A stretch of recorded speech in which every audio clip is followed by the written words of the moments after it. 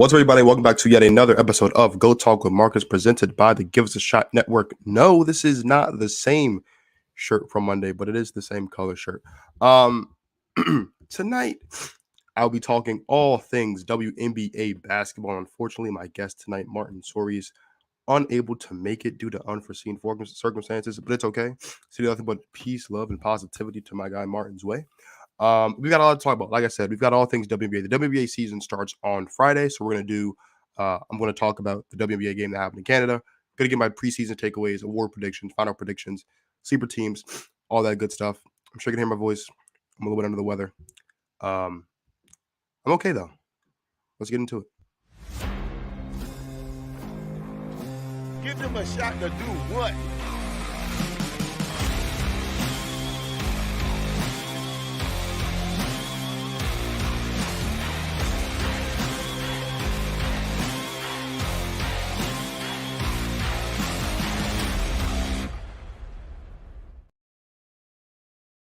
So, as I mentioned, the WNBA, for the first time ever, had a game in Canada just a few days ago, where the Chicago Sky defeated the Minnesota Lynx 82-74. The energy in this game in the arena was electric. Over 19,000 people. I believe the exact number is 19,323. People were fans, not just people. Fans attended this game. It was an amazing game. Highest attended preseason game of all time. Most watched preseason game of all time in the WNBA, and the second most watched game in Canada. This kind of bleeds into my preseason takeaways. Like, the biggest thing that I can take from this is Toronto's ready for a team. Man, right? Like, I know that the WNBA has been kind of thinking about expansion, and we all kind of talk about it amongst ourselves as fans, where's the WNBA go? Right? There's some fans that think, man, look, there should be a WNBA team in every NBA city. I don't think that's a bad idea. I think that's a great idea. I think that we should bring back some of those OG teams. Do you know what I mean? Charlotte Sting, the Detroit Shock. Do you know what I mean? All those good teams. So get a team in Toronto. They've got the Raptors. Get a team in Toronto. I think this game shows, as I mentioned when Martin was on the show last time, when given the opportunity, WNBA fans and women's basketball fans will show up in droves to support this product. The game of women's basketball is growing. It's growing exponentially. And it's going to continue to grow because it's a great game to watch. It's a great game to be a part of in the building. It's a great game to watch at home. The fandom is amazing. It's supportive. These ladies are super talented, both in college and at the next level. It was a great game to watch. I'm sure it was a great game to be a part of in person. Toronto's ready for a team. Canada's ready for a team.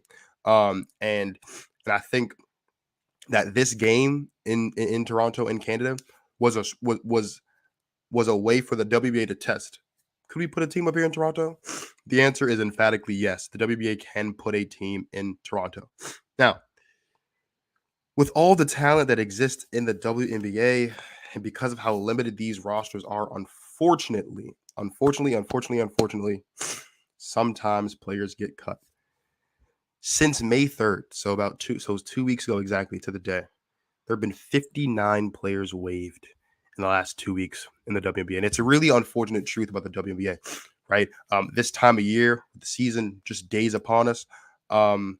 This is something that's an unfortunate truth, right? When you've got 12 teams and 12 roster spots, you're talking about 144 players in the WNBA.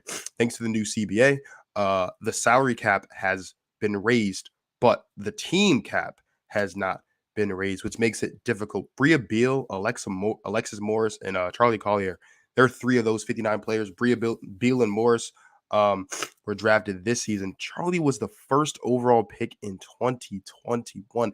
Dee Richards, who's been a staple in the New York community as a member of the Liberty, she was also waived. So many players being waived, and it's unfortunate. It really is. It's an unfortunate reality about the WNBA. Just goes to show you how hard it is to make a roster in the WNBA, even as a rookie. Natisha Hyman, who plays for the Suns, she's been cut. And she posted on Twitter, she tweeted a very powerful, inspirational tweet to all those ladies that had been cut. Just kind of saying, like, hey, I've been down this road before. I know it's like, I actually read you that tweet exactly. It says, being a player who's been cut from a WBA roster in the past, I just want people to know your value as a person or basketball player does not decrease. There will be another opportunity, and when it comes to be ready for it, but expansion, we need you. We do need expansion. We do need expansion, man. Expansion is going to get rid of some of this, right? We were kind of looking at maybe having. I remember the WBA commissioner Kathy Ilgert. She had said that we're going to have some teams finalized by the end of last year. Unfortunately, for one reason or other, that didn't happen, and so we're kind of backing up. Expansion is a tough thing to do, but we do need expansion. Both in the league, but also like as far as these roster spots are concerned, because it is unfortunate to see a lot of these super talented ladies being cut. But at the same time, what that does go to show, though, is that even though all these ladies are super talented, the talent gap between college and the WBA is steep. It is hard to make these rosters because all these ladies are super, super talented, and they, as I said before, they play every game as if it's their last because it just well may be. You never know when you could get cut, and that's an unfortunate reality about playing in the WBA. Expansion, I think, is important. I think it's coming. I don't know when, but I think it's coming. I think we're going to see a team in Toronto eventually. I don't know if that's going to be one of the first teams, but I think this game in Canada definitely gives us a shot to get a team in Toronto. No pun intended there. And I do think that they will probably put some teams back in those where we used to see the teams in Detroit, in Charlotte, in Miami. We'll get teams. There are 30 NBA teams. I strongly, strongly, strongly believe, and I strongly, strongly, strongly hope that, let's say, in the next 20-ish years or so, maybe. I don't really know. Expansion's not really something I've had to live through, so I don't really know how long it would take. But we're at 12 right now. 20 teams, usually expansion. It's about 2 teams every time they do the expansion, 1 for each conference. I'd like to think that in the next 20 years, by the time we get to 20 years, by the time we get to 2043, there should be 30 teams in WNBA. At least I'd like to see that. I would like to see 30 WNBA teams. I'd like to see a team in every city because, as I said before, when given the opportunity, WNBA fans and fans of women's basketball show up and show out to support this product. Let's talk about this season. This season tips off this Friday at 7 p.m. Eastern with a bunch of games. So let's talk some awards. Last year, the great Asia Wilson, who plays for the Las Vegas Aces, she won MVP honors last season. And I was trying to think who could be the MVP this season. I know there's a lot of different options, right? You're talking about maybe Breanna Stewart in New York. We're talking about obviously Asia Wilson maybe going back to back in Vegas. I think even looking at a player like Jonquel Jones, who's also in New York alongside Stewie, she could possibly win MVP this year as well.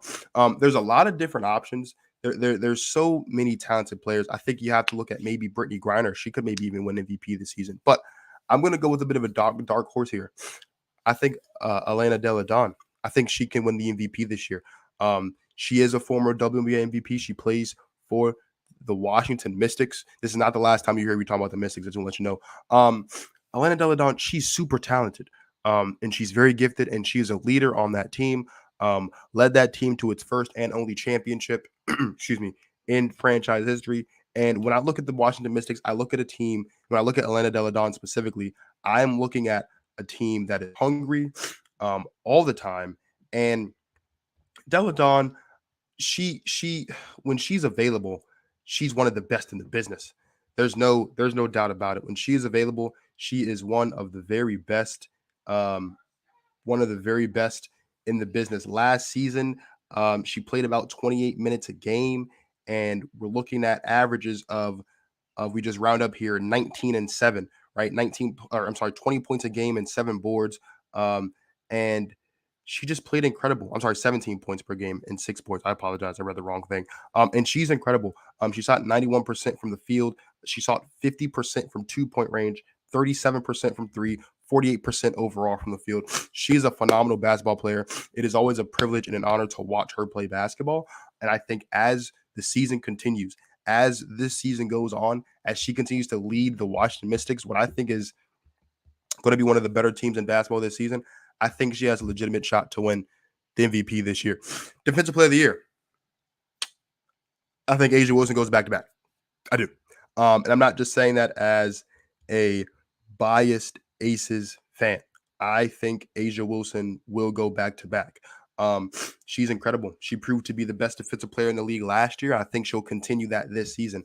The only other player I think that could take it from her is Brittany Griner, and that's because when Brittany Griner is healthy and when she's on the court, she's one of, if not the best player in the entire league. But Asia Wilson, I think, has a strong chance of going back to back. Last season, she averaged a steal and a block a game.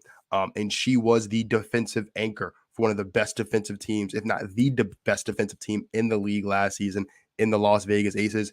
She's still going to be that this year. This is a stacked roster. I know that, but Wilson is still, I think, going to be a defensive anchor for this basketball team, especially in crucial moments. And the same way she proved to be that anchor last year, I think she's going to prove to be that anchor this year, and she's going to get the job done. As far as Rookie of the Year is concerned, I would be shocked if anyone other than Aaliyah Boston wins it. And it's not because there's not a lot of talent from this rookie draft class, because there is a lot of talent in this rookie draft class. But Aaliyah Boston, she's the best of the best. She's the cream of the crop. There's a reason why she went number one overall. And I think Aaliyah Boston is going to be, I think she's going to be phenomenal. We were talking last time we did a WNBA show about a week or so, 2 weeks ago, I think, at this point, when Martin Love was last on the show. We were kind of talking about why Aaliyah Boston was such a great fit for the Fever. And one of the things that we both mentioned was the fact that Aaliyah Boston is coming from a program in South Carolina, head coached by Dawn Staley, where she has experience being a leader on a championship roster. And she gets to bring that leadership, she gets to bring that experience to a young Indiana Fever team who could use that.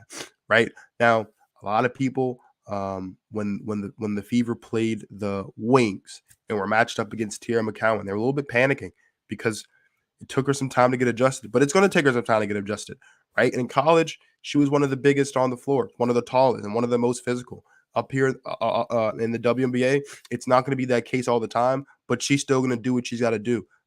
She can be a 20 and 10 girl. She can be a 15 and 13 girl. Whatever they need her to be, that's what she can be. And I think she can do it I think she can do it to that level. Ryan Howard last year, who won Rookie of the Year, she was also selected to an All-Star team. I believe that was the first time that happened in WNBA history. I think Aaliyah Boston's also going to be selected to an All-Star team. Aaliyah Boston's amazing. She's an amazing talent down low. She has the vocal leadership. She has the emotional leadership. She has what it takes to lead this team. And I think she has what it takes to win Rookie of the Year. I would be shocked if someone else doesn't win it. I think it would take a really bad season from Aaliyah Boston to not win Rookie of the Year. And again, that's no disrespect to any of these talented ladies that came in this draft class, but she's just that good. And I think she's going to win Rookie of the Year. And so that one I think I think that one of all the awards, I think that one's probably the most cut and dry. I think it's going to be her. Let's talk Coach of the Year. I think Coach of the Year, Becky Hammon won it last year. Coach of the Year is always a tough one, right? Because I think just like the NBA Coach of the Year, sometimes a lot of times depends on what that story looks like, right? And I think it depends on, kind of where you were last year and where you're going to. What I do think, though, is I do think that Kurt Miller is going to win Coach of the Year this year. He just recently joined the ranks of the Los Angeles Sparks as their head coach, right? He coached the Connecticut Sun to a finals appearance last season against the Aces in a losing effort, unfortunately. And he is now out there in Los Angeles. And Los Angeles Sparks, they have a roster.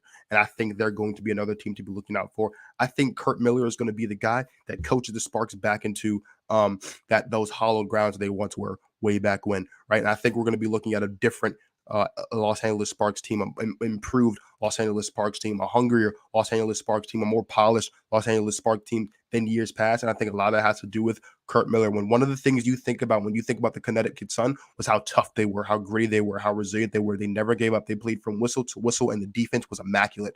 I think that has a lot to do with Kurt Miller. I think Kurt Miller is going to bring a lot of that, what he sowed into Connecticut. I think he's going to take all that. He's going to sow all that same stuff into Los Angeles. And I think the Los Angeles Sparks are going to reap the benefits of having hired Kurt Miller. And I think it's going to lead to Kurt Miller potentially winning Coach of the Year this year. And so that's who I think wins Coach of the Year.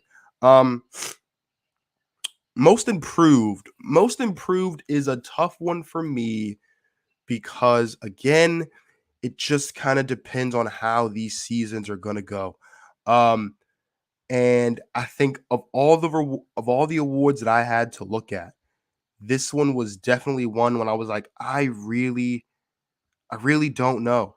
But I came up with one name, And I came up with one name, and I wouldn't be shocked if she wins this award given what's happened around her in the roster. She has been a spark plug for this team. Offensively, she's been a spark plug for this team. Defensively, when needed to be. She is a member of the Connecticut Sun that I mentioned. She's in her third season. Last season, she averaged 7 points, 3 boards, and an assist a game. And she shot 40. I'm sorry, look at my notes here. She shot 41% from the field, 31% from three if we're rounding up. And she was a 75% free throw shooter. I think G.O.A.T Carrington is going to win Most Improved this year. I think she's proud to take that next step. She's in year 3. She's constantly been getting better each year. Her rookie year, she averaged 3 points per game on 9 minutes per game. This last season, she averaged 7 points per game, playing 17 minutes, almost 18 minutes per game. I think her minute-by-minute production is going to continue to go up, especially now that Jonquel Jones is no longer there. Now, granted, they don't play the same position, but I think that the Connecticut Sun are going to have to become a lot more versatile with their roster because of the absence of Jonquel Jones and because of what she brings to the table offensively. Still a very talented roster, still a very tough roster, but if there's one person that sticks out to me that I think is a clear front runner, or at least a comfortable front runner, or at least amongst the front runners, I'll put it that way, for this award, it would have to be G.O.A.T Carrington. I love the way that G.O.A.T Carrington plays basketball. She has been a spark plug for this team. She was a spark plug for this team, especially in that playoff run last season. Again, offensively and defensively, what she brings to the table is something that not many ladies in this league can bring to the table. She is that emotional spark plug, offensively, defensively. My vote for Most Improved Player this season, I think, is going to be G.O.A.T Carrington. And I'm willing to die on that hill. Sorry. Let's talk now about some sleeper teams. And I've kind of already mentioned them, right? And there's really only 2 for me. I think the Sparks in the West, I think the Mystics in the East are going to be sleeper teams. Let's start with the Mystics. The Mystics, how are they sleeper team when they just won the championship back in 2019? Well, it's been up and down for the Mystics since they won that championship in 2019, right? Elena Delle Donne has missed time because of injury, but they've seemingly come back. They made it to the playoffs last season. And unfortunately they were eliminated. But when I look at this Mystic team, you've got Elena Delle Donne, who's a leader, obviously I think is an MVP candidate. You've got a point guard in Natasha Cloud, who led the league in assists last season. I think she's going to be primed to do it again this season as well. You've got so much talent on this roster. But I think the key that makes the Mystics a sleeper team is the one and only Shakira Austin. I think Shakira Austin's going to make a big jump here in year 2. I love the draft pick of Shakira Austin last season because I thought that was an amazing fit for her. Thinking about where she came from in college to being put in this position to play alongside Delle Donne, I thought that was going to be amazing for her. And it was. And she played solid basketball last season. In the time that she had, she averaged 9 points, 7 boards, and she averaged almost a block. She played great ball last season. She shot 62% from the field, which that's obviously can be improved, but she was 55% from the field, though. She was amazing for this team when they needed her to be. I think one more year in the league, she's going to get better. I think she's going to be improved. I think she's going to be a vital part of, she already was, but I think she's going to be an even more vital part of what the Washington Mystics have going on here in DC. And I would not be surprised if we're talking about a Liberty Mystics Eastern Conference Finals matchup come this season. In the West, you've got the Sparks, who have Chiney and Nneka Ogwumike. They've got Zia Cook. They have Lexi Brown. They have talent on this roster. I think the one thing they've been missing the past couple seasons is consistency coaching-wise. And I think, as I mentioned earlier, I think Curt Miller brings that to the table. What Curt Miller did in Connecticut is something that you have to look at and you have to applaud. The way that he was able to change the culture in Connecticut and instill that toughness, instill that defensive prowess, instill that never say never attitude. Fight to the final whistle, fight to the final buzzer. That mentality, that hard-nosed basketball, I think that's what's been missing in LA for so many years. I think Curt Miller brings that back to LA. And I think that the LA Sparks, I don't know if they'll make it to the conference finals, but I absolutely do think that the LA Sparks could be in the thick of things come playoff time in the Western Conference. And a lot of that has to do with Curt Miller. A lot of that has to do with Nneka Ogwumike, who's a former MVP. A lot has to do with Chiney. A lot has to do with Lexi Brown, who I think could also be in the potential running for Most Improved, right up there with G.O.A.T Carrington. And a lot of that has to do with Zia Cook. Zia Cook has been playing amazing basketball so far in the preseason. I'm very excited to see what she does throughout the course of the regular season, which brings me now to the finals. I've mentioned the Liberty and the Mystics as a potential Eastern Conference Finals matchup. And I've mentioned the Aces being the reigning champions. I haven't really touched too much on the Western Conference Finals. That's because I'm kind of torn between what that's going to look like. I'll be honest with you. I am torn, but as far as what that's going to look like, I would like to think. I'll be honest. I I have no problem thinking that the Aces are going to make it back to the to the finals. I have no problem thinking that. Last season they had to get past the Storm, and honestly, I do think that we're probably looking at an Aces Mercury matchup. But here's the thing: I don't know how much Skylar Diggins Smith, because she's on maternity leave. It'll be interesting to see what the Mercury look like coming out of the gate. It'll be interesting to see how they're able to adjust to her absence, because she brings a lot to the table as an offensive player, as a leader, in the locker room, on the floor. I think that she brings a lot to the table. So it'll be interesting to see what that looks like. I would still expect to see an Aces Mercury matchup, and I think it could really go either way. All objectivity aside,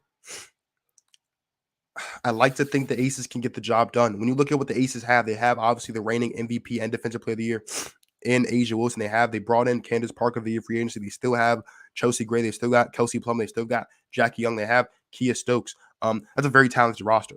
That's a very, very, very talented roster. You look over what's happening in Phoenix. You have Brittany Griner, obviously. You have Diana Taurasi, obviously. And I think those two alone, not to discredit anyone else on the Mercury roster, I think those two alone, just based off the experience, are going to be able to lead this team and kind of help fill those gaps and rally this team around. This team doesn't need much more rallying, considering all that Brittany Griner has gone through. To have her back on the floor for this entire season, they're going to be playing with a lot. They're going to be playing with and for Brittany Griner this season, and that could carry them all the way into the conference finals.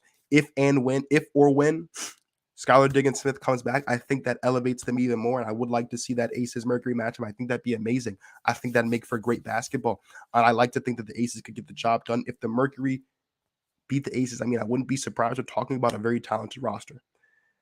In the Eastern side, I already kind of gave it away. I said I've got the Washington Mystics taking on the New York Liberty, and the New York Liberty, they've put some talent together. They have Jonquel Jones, they have Breonna Stewart, despite the fact that they have waived Dee Richards. They also have Sabrina Ionescu, who they did extend a couple days ago, and it's hard to think that the Liberty can't make it to the finals this season because they did go all in. But as we know, with all these teams, especially in basketball, sometimes it takes that chemistry. And this is something that the Liberty have acknowledged, is that sometimes you need that chemistry. And sometimes it may take a while to get that chemistry built. It's not going to take that long for the Mystics to get into a role. I think the Mystics are going to get in a role from day one because they're all there and they're all ready. And I don't think the Liberty will take that long, but we don't know how long it could take. So I do expect to see the Liberty and the Mystics doing battle in the very end. But I think on paper, right now, if I'm picking right now, I would like to think in the end of things, when it's all said and done, that we're looking at an Aces Liberty WNBA Finals matchup. I do expect that. But if I'm picking based off of right now, I think the Mystics actually could make a run at it. And we just have to see what the Liberty looks like. And here's the beautiful thing about it. We get to see the Liberty and the Mystics do battle as a season opener right here in DC. So that'd be a great way to test and see which team could, get the better of the other in a playoff series. But I would expect come seasons in that we're looking at Aces Liberty, because that's the overwhelming matchup favorite, I think, because of what we've seen so far, because of free agency. But if I have to pick right now, I think the Mystics are just a little bit more equipped because they have more experience together as a unit than the Liberty does. The Liberty could come and they could click just like that. And they've got a lot of talent. I wouldn't be surprised. But I wouldn't be surprised either if the Liberty make it. As far as who wins the finals, we'll talk about that another time. But this wasn't initially on the card for tonight, so we're going to talk about it. I don't have a card for you, but I do want to talk about it. One, because it's a big thing, but also because as an Aces fan, I can't not talk about it as an Aces fan. And there's a lot to unpack in this situation. And it felt like going into today, we were going to get some questions answered, but it seemed like we actually walked out of today with a lot more questions than answers. So for those guys that may or may not know, Dearica Hamby was released by the Las Vegas Aces just a couple months ago for getting pregnant is essentially the best way that we can explain it. It was given the account of De'Erica Hamby, which I 100% believe. Um, Basically, she was told by members of the front office. Who those members are, we don't exactly know. Although Becky Hammon has received a 2-game suspension because of it, but without pay. Basically saying that's unacceptable that she got pregnant again. Putting the team's success potentially at risk is essentially what boiled down there. So De'Erica Hamby is now in Los Angeles, and it's a tough loss. But we 100% support De'Erica Hamby because motherhood's a beautiful thing. It is. We just celebrate Mother's Day this past Monday or Sunday. Sorry, motherhood is a beautiful, beautiful thing. But the league handed out 2 separate punishments. They handed out a punishment to Becky Hammon. They handed out a punishment to the team. As far as I'll read the statement and go over those punishments as well. The Aces also released a statement. Here is the punishment that was handed down from the league. The WNBA rescinded the Aces 2025 first-round pick for violating league rules regarding impermissible player benefits and suspended head coach Becky Hammon for 2 games without pay for violating league and team respect in the workplace policies. The team's violation involved promises of impermissible benefits in connection with negotiations for an extension of then Aces player De'Erica Hamby's contract. In respect in workplace violation was related to comments made by Hammon to Hamby in connection with Hamby's recent pregnancy. So those were the punishments. This was then a statement that was released by the WNBA Players Association, WNBPA. So it says the league had an opportunity to send a clear message that it abides by and protects the provisions of the CBA, particularly those that we were most proud of. The provisions meant to support player parents. Today's decision regarding penalties, however, misses the mark. Where in this decision does this team or any other team across the league learn a lesson that the respect in the workplace is the highest standard and a player's dignity cannot be manipulated? Incidents of misconduct by a team or a team staff cannot always be compared, but recent penalties imposed by the league and an honest view of the facts demonstrate that this penalty is far from appropriate. While taking away a future draft pick is significant and has never been done in the league's history, it penalizes a future player by removing an opportunity to compete for a job. We will continue to support our member as she considers the league's decision and explores all available remedies. That was the WNBPA, the WNBA's Players Association's statement regarding the league's investigation. This is what the Aces had to say in their statement. The Aces say, and I quote, "The Las Vegas Aces are deeply disappointed by the outcome of the WNBA investigation. We are committed to supporting all our players to the fullest extent allowed by the WNBA. Our actions have always been consistent with our responsibility to hold ourselves to the highest professional standards, and the facts we presented were consistent with these standards. The well-being of our players and their families has and will always be at the forefront of who we are. The WNBA's determinations about Becky Hammon are inconsistent with what we know and love about her. Becky is a caring human being who forges close personal relationships with her players. We stand behind Coach Hammon as she continues to lead the Las Vegas Aces." As expected, the facts did not demonstrate that the Aces violated the salary cap by paying players quote-unquote under the table or acted impermissibly during the 2023 free agency period. We look forward to continuing to support our players, coaches, employees, and the Las Vegas community. Now, those are the statements. Here's where things kind of got interesting. Today, Becky Hammon was obviously asked questions about these things in her media availability. And there were a lot of things that she there's a lot of things that she mentioned. There's a lot of things that she mentioned that make things seem interesting, but the league was very quick, though, to respond to them. But here we go.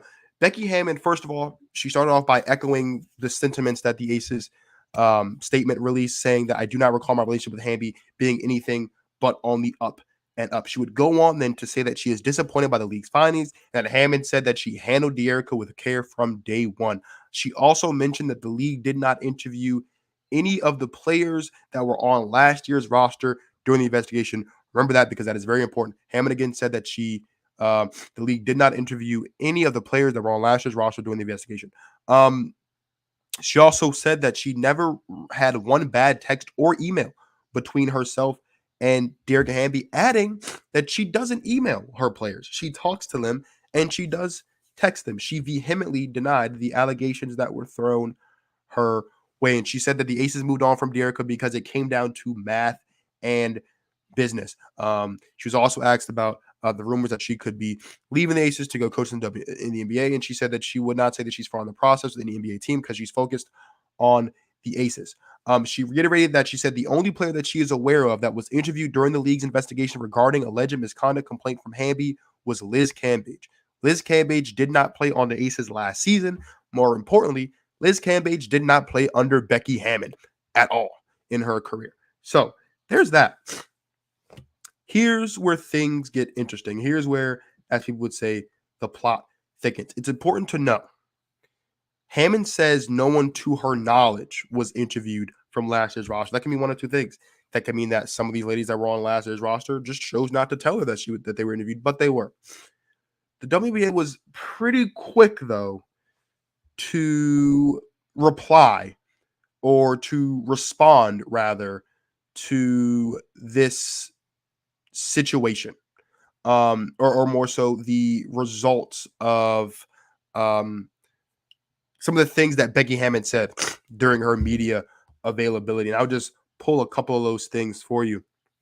So, for starters, the WNBA, just out of some reports, a source familiar with the investigation confirmed by the WNBA stated that Hammond was even though Hammond had repeatedly said that no current players were involved in the 33 people that were spoken to by the league during this investigation. The league states that they had offered the Aces an opportunity to add anyone they felt would be relevant to the inquiry and the investigation, and the Aces declined to include any of their players or anyone at all who wasn't already on a list formulated by the league and the WNBPA. So the list was created by the league, and it was all team made of 33 individuals. A collection was everyone who thought that the league thought would have relevant information, and those involved in the conversation between Hamby and the Aces officials, including Hammond, along with a list provided by the WBA, did not include any current, any current Aces players by choice of the team. So, if Becky Hammond is saying that no one on the team last year was interviewed, then that means that she's correct. But that means that is because no one on the team last year was given permission to interview by the organization, which is not a good look. Also, when Hammond mentioned that Liz Cambage, who was a former player in Vegas, was among the 33 players interviewed, a source close to the league denied this. Now, the Aces have not immediately commented on whether Cambage's inclusion in the investigation or the allegation that they declined to add anyone to the list of people they investigated with the Hawk to. This is all getting kind of messy. I got to be honest. This is all messy. And as a fan, it's unfortunate. But here's the thing. When you're a fan of a sports team, you have to go through this. Sometimes you have to go through your favorite team going through a scandal. All I can say is this, and I'll just echo some of the sentiments that I mentioned when this all kind of broke in the beginning. I support Dearica Hamby. Motherhood is tough. It's a difficult thing to do. And I do not think that WNBA players should be punished for wanting to pursue motherhood while they are players. I don't think that's fair. And I think it's unfortunate that she was released because of that, if it was in fact because of that. At the same time, I do also want to acknowledge that if the Aces decline to allow certain players or any players from last year's roster to be part of this investigation for one reason or another, whether it's the Hamby portion of the investigation or whether it's the salary cap portion of the investigation, that is unfortunate. And I think that makes a lot of people raise eyebrows, both not fans and non-fans. I think that makes you raise a lot of eyebrows as to why we are not doing that. If you think you did nothing wrong, if you know you did nothing wrong, I think the best thing to do would be to alleviate all doubts and to allow people to be interviewed so that those things can be corrected. The Aces didn't do that. So that's unfortunate. Whether or not there was a follow-up to this investigation, whether there's not a follow-up to this interview altogether remains to be seen. It would appear, though, that this is pretty much done, and this is a closed book. Becky Hammond will be suspended, I would imagine, for the first 2 games of the season, which is unfortunate for her. It's unfortunate for the team. We'll see how the team can get by without those two in those 2 games without Becky Hammond. But all in all, this is just all a very unfortunate situation, and I wish Dearica Hamby nothing but the best as she gears up to play not tomorrow, I'm sorry, in LA's season opener on Friday. I wish nothing but the best to my Aces, of course, as we continue, as we get back on the road, of course, to try to defend our championship and go back to back. With that being said, this was not a long show for you guys for a couple reasons. Number one, just me. Number two, the one on the docket. Number three, a little bit sick. But I had a stack day tomorrow, and I really, really, really wanted to get this out to you. So I apologize for the sniffling and the coughing. I appreciate you guys for sticking with me and watching. If you like this content, if you like anything you see on the network, please be sure to subscribe. This is where all the network content lives. So please subscribe. If you're on Facebook, come over to YouTube and subscribe at Give Us a Shot Network. Follow on all the socials. J.T. and the Don is live right now, so you can still actually head over to those challenges and watch as well because they're live right now. You can tune into JT and the Don. You can tune into the High Spot podcast. You can tune into the Divide. You can tune into stuff about sports. So much great content on this show on a daily basis throughout each and every week. We will be back next Wednesday, to talk about the conference semifinals